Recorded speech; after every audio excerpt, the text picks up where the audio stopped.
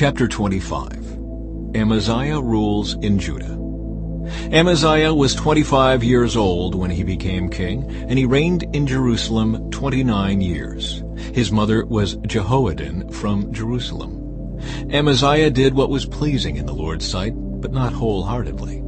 When Amaziah was well established as king, he executed the officials who had assassinated his father.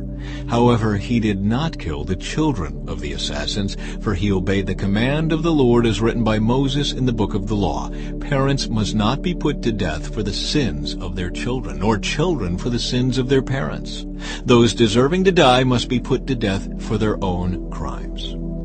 Then Amaziah organized the army, assigning generals and captains for all Judah and Benjamin. He took a census and found that he had an army of 300,000 select troops, 20 years old and older, all trained in the use of spear and shield. He also paid about 7,500 pounds of silver to hire 100,000 experienced fighting men from Israel. But a man of God came to him and said, "Your Majesty, do not hire troops from Israel, for the Lord is not with Israel. He will not help those people of Ephraim.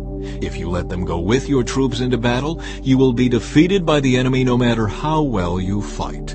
God will overthrow you, for he has the power to help you or to trip you up." Amaziah asked the man of God, "But what about all that silver I paid to hire the army of Israel?" The man of God replied, "The Lord is able to give you much more than this." So Amaziah discharged the hired troops and sent them back to Ephraim. This made them very angry with Judah, and they returned home in a great rage. Then Amaziah summoned his courage and led his army to the valley of Salt, where they killed 10,000 Edomite troops from Seir. They captured another 10,000 and took them to the top of a cliff and threw them off, dashing them to pieces on the rocks below. Meanwhile, the hired troops that Amaziah had sent home raided several of the towns of Judah between Samaria and Beth-horon. They killed 3,000 people and carried off great quantities of plunder. When King Amaziah returned from slaughtering the Edomites, he brought with him idols taken from the people of Seir. He set them up as his own gods, bowed down in front of them, and offered sacrifices to them. This made the Lord very angry. He sent a prophet to ask, "Why do you turn to gods who could not even save their own people from you?" But the king interrupted him and said, "Since when have I made you the king's counselor? Be quiet now before I have you killed."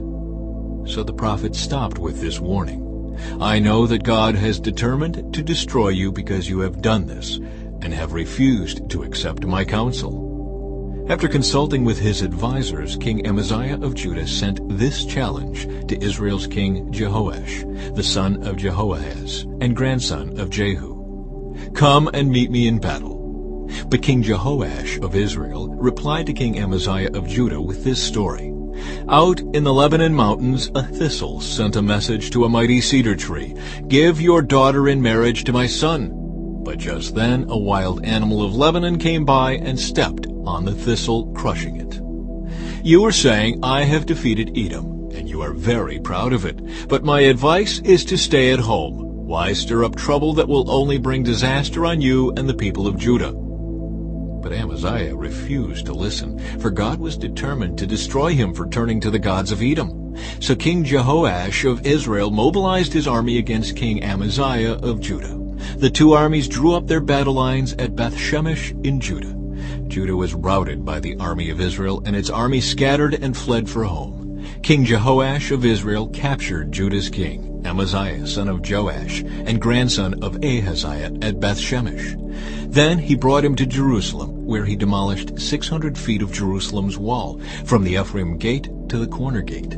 He carried off all the gold and silver and all the articles from the temple of God that had been in the care of Obed-Edom. He also seized the treasures of the royal palace, along with hostages, and then returned to Samaria. King Amaziah of Judah lived on for 15 years after the death of King Jehoash of Israel. The rest of the events in Amaziah's reign, from beginning to end, are recorded in the book of the kings of Judah and Israel. After Amaziah turned away from the Lord, there was a conspiracy against his life in Jerusalem, and he fled to Lachish. But his enemies sent assassins after him, and they killed him there. They brought his body back on a horse, and he was buried with his ancestors in the city of David.